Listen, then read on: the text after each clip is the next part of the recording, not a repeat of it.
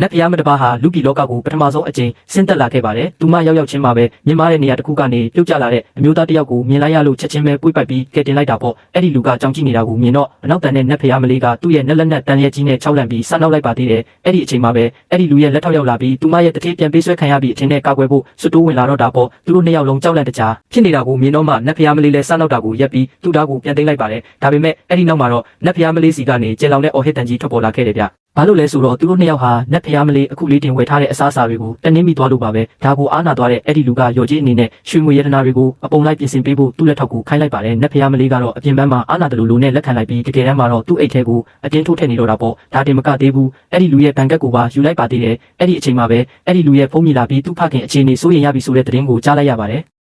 အဲ့ဒီလူရဲ့မျက်နှာပြတ်သွားတာကိုမြင်တော့နတ်ဖျားမလေးကကူညီဖို့ဆုံးဖြတ်ပြီးသူ့ကားပေါ်ကိုလိုက်ပါသွားခဲ့ပါတယ်တကယ်တော့တစ်ဖက်မှာလည်းအမွေတွေကိုသိမ့်ပိုက်ဖို့ကြံစီနေတဲ့မိထွေးဖြစ်သူဟာအဲ့ဒီလူရဲ့ဖခင်ပုံမှာမကောင်းတဲ့စွမ်းရည်တွေပြည့်နေတဲ့ကြောက်စင်းဆွဲသည့်တစ်ခုကိုဆွဲပေးထားတာပါဒါကြောင့်လည်းအဖိုးကြီးရဲ့အခြေအနေကချက်ချင်းဆိုသလိုပိုဆိုးလာရတာပေါ့မိထွေးဖြစ်သူဟာအဖိုးကြီးရဲ့တတိကိုပါထိန်းချုပ်ပြီးဒေသန်းစာမှာအတင်းလက်မှတ်ထိုးခိုင်းနေတဲ့အချိန်မှာပဲနတ်ဖျားမလေးနဲ့အဲ့ဒီလူဟာအိမ်ရှိကိုစိုက်ညံ့ရောက်ရှိလာပါတော့တယ်ဗျာ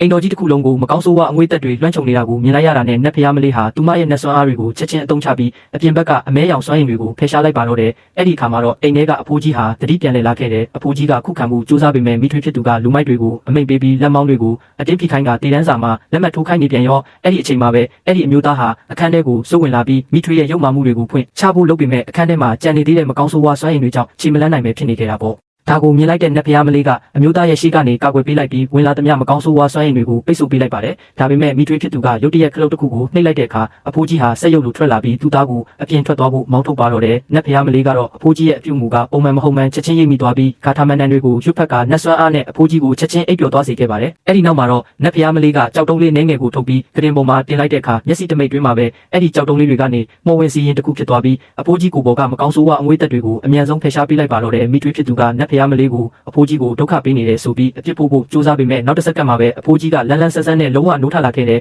အဖိုးကြီးကဖြစ်ကြောင်းကုံစင်ကိုတီးသွားတာနဲ့အဲ့ဒီမိထွေးကိုမိသားစုတဲကနေချက်ချင်းမောင်းထုတ်ပစ်လိုက်ပါတော့တယ်အခြေအနေကလုံးဝကိုမဟန်တော့ဘူးဆိုတာတီးသွားတဲ့ကျန်တဲ့လူမိုက်တွေလည်းတယောက်ပြီးတယောက်အဲ့ဒီနေရာကနေထွက်ပြေးသွားကြပါတော့တယ်ဗျာ